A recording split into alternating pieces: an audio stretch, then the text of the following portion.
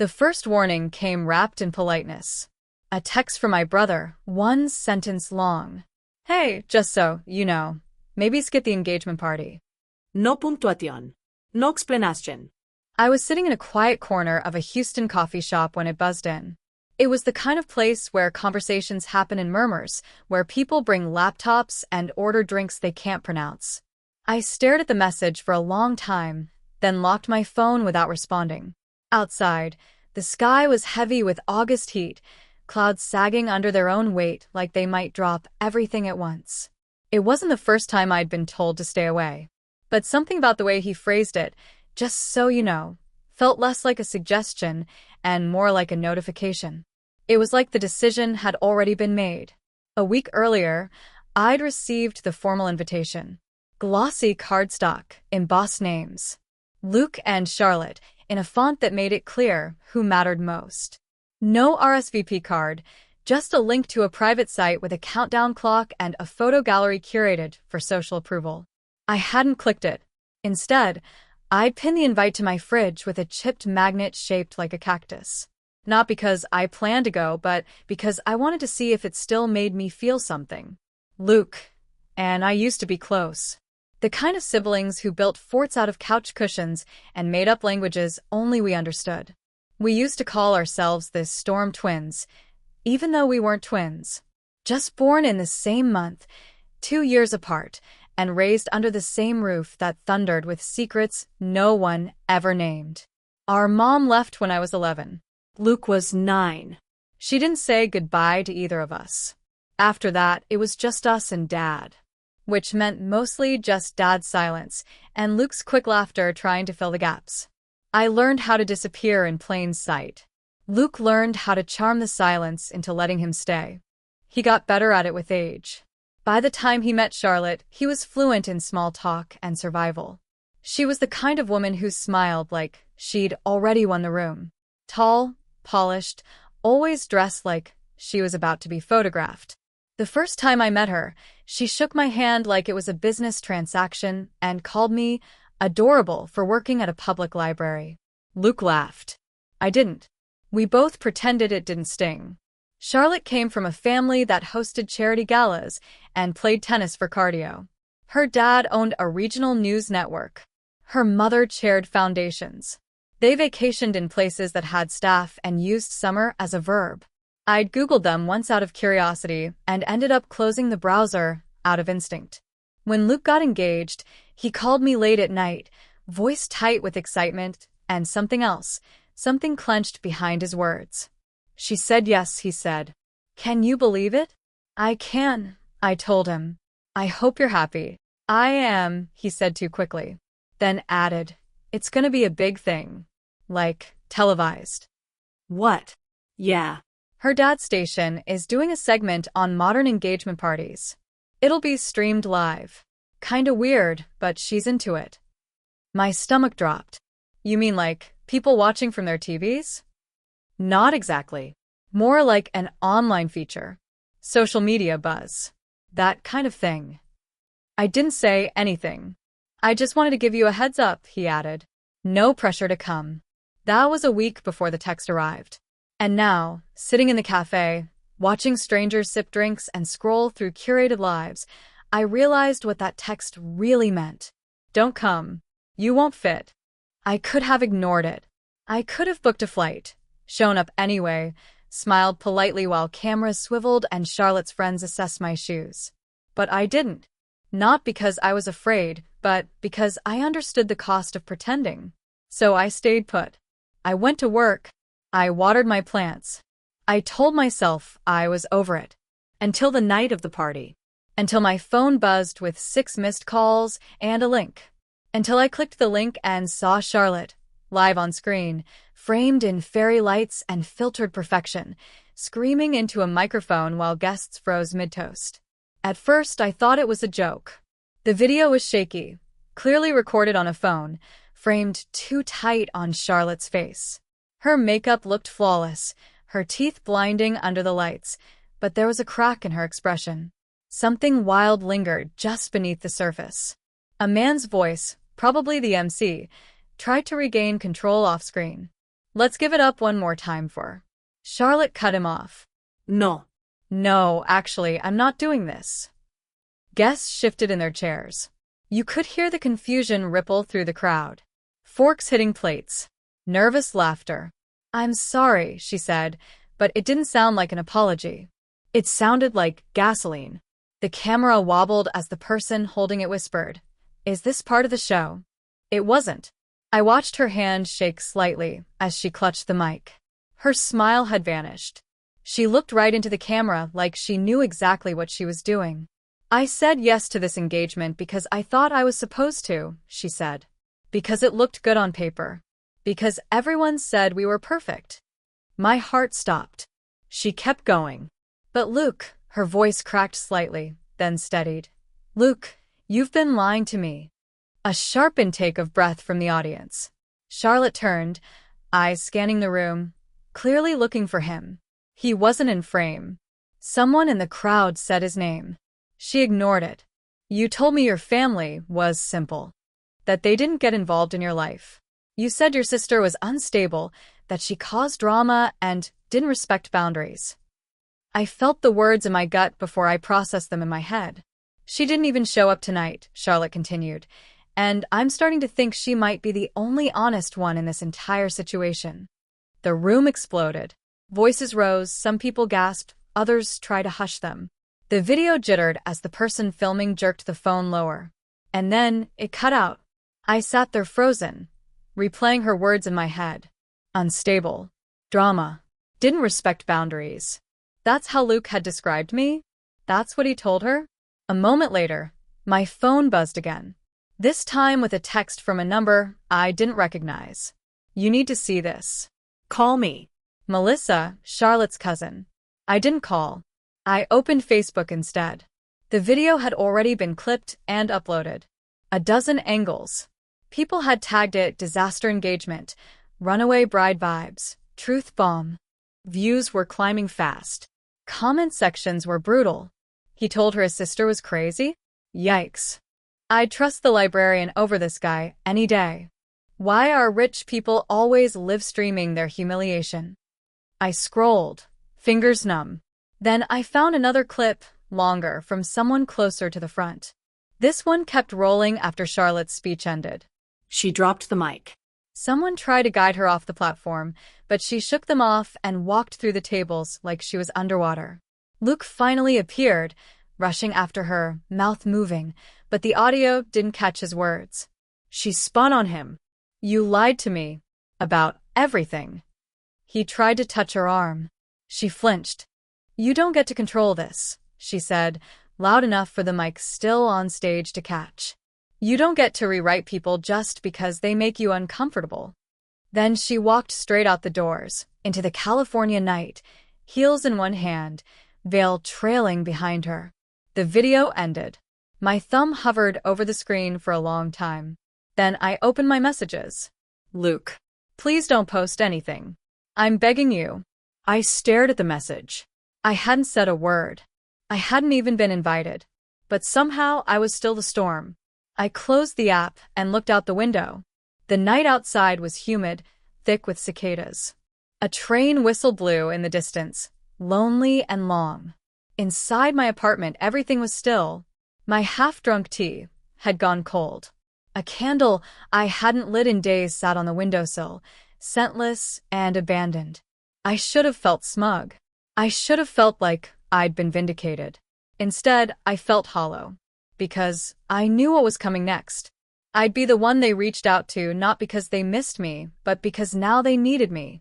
The same people who had written me off would come back with soft voices and carefully worded questions.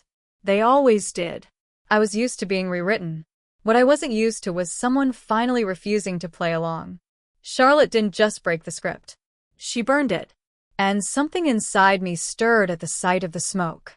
By morning, my phone was a battlefield. 3 missed calls from Luke. 1 from my father, rare. Several texts, most of them half-formed apologies masquerading as explanations. I didn't mean for it to sound like that. She was emotional. It's not as simple as it looked. I didn't respond. Instead, I got dressed, pulled my hair back, and went into work like it was any other Monday.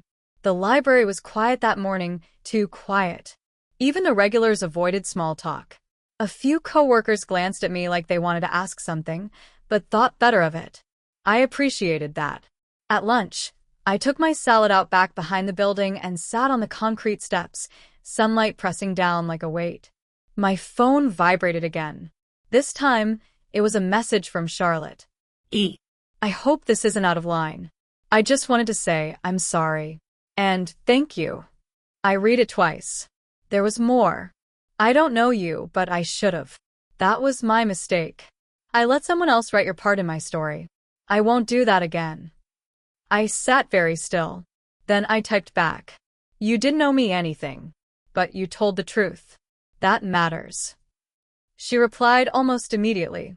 If you ever want to talk, I'm here. Off the record. It was the first time someone connected to my family had spoken to me like I was a person, not a complication. Not a threat to the image. Later that day, I got an email from the HR rep at Charlotte's father's news station. Polite. Clinical. We're conducting an internal review of the live stream incident. Thank you for your understanding as we remove all related footage from our official platforms. Too late. It had already gone viral. People don't forget a bride calling off her engagement on air, especially when she names names. Still, I appreciated the effort. By evening, Luke's tone had shifted. Can we talk? Please. I waited a few hours before I replied. About what? His answer came fast. Everything. We agreed to meet at a small diner halfway between our cities. Neutral ground. I drove in silence, windows down, wind whipping against the quiet hum of the engine.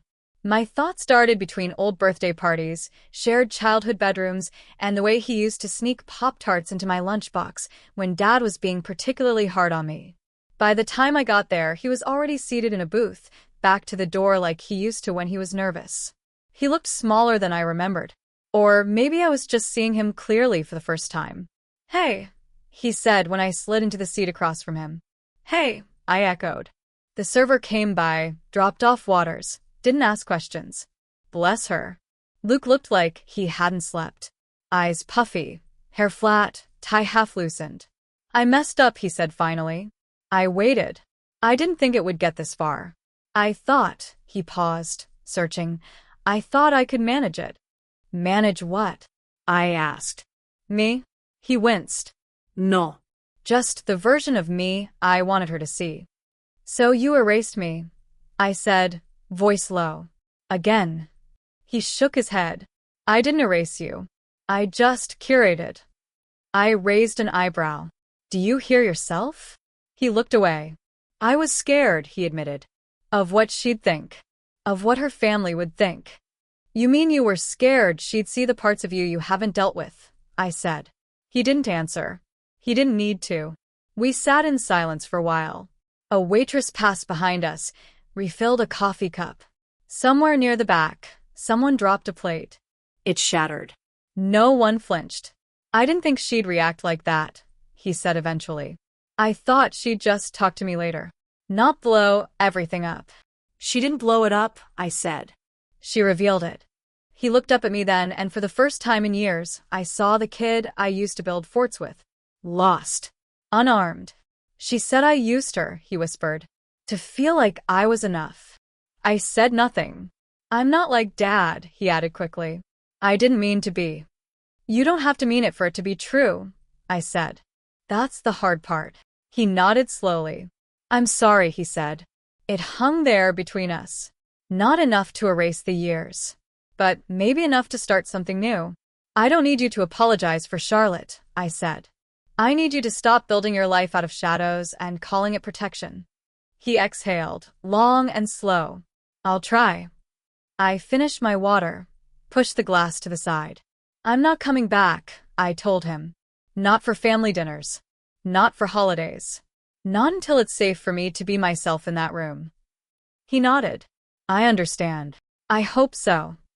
He looked down at his hands, fingers knotted together like a prayer. Do you think she's gone for good? He asked. I paused. I think she saw something true, I said. And I think once you see the truth, it's hard to unsee it.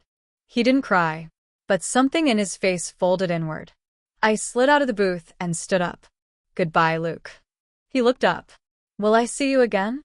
That's up to you, I said. Then I walked out into the dusk, the sky bruised and breathless, and let the door swing shut behind me. I didn't hear from Charlotte for 3 weeks.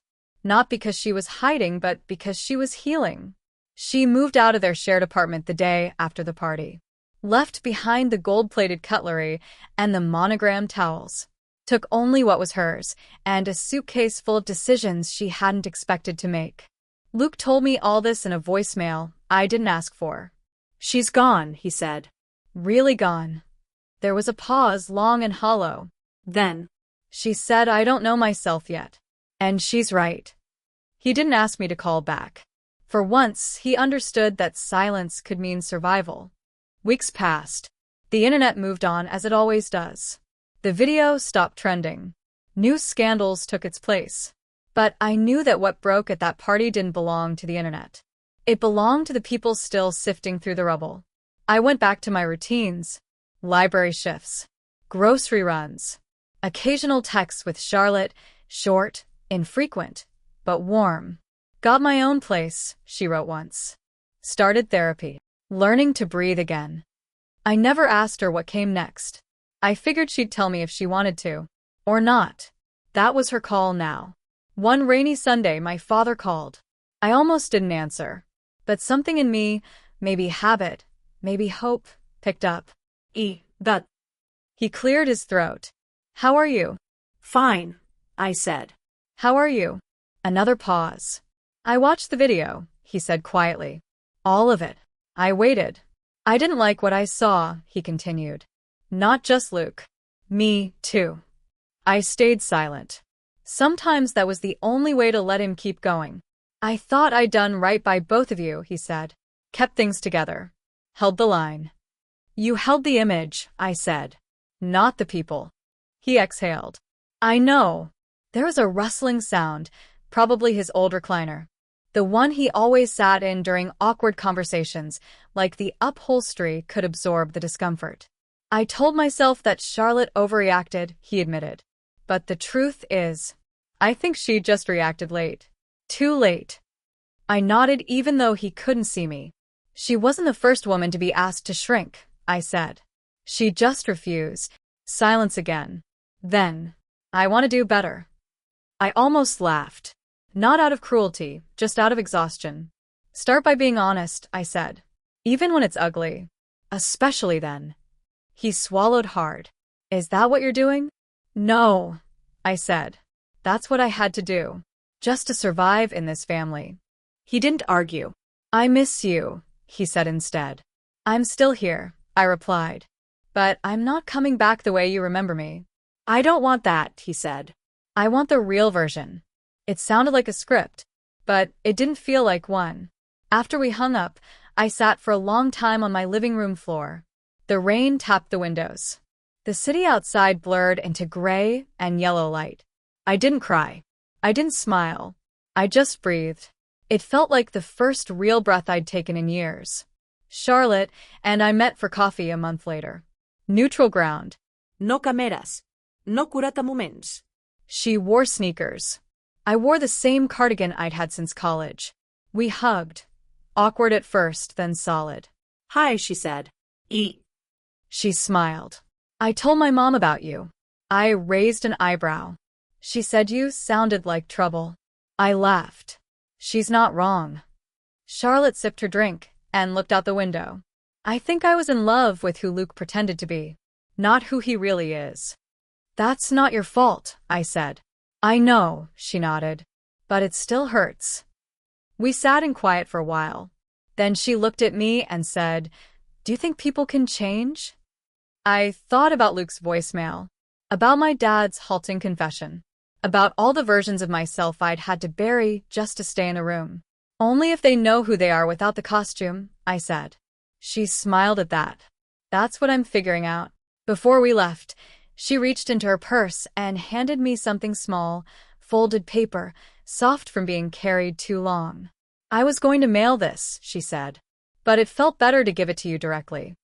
I opened it when I got home. It was the original place card from the engagement party. The one with my name on it. Reserved, Hannah, sister of the groom. Charlotte had written something beneath it in her neat, looping script.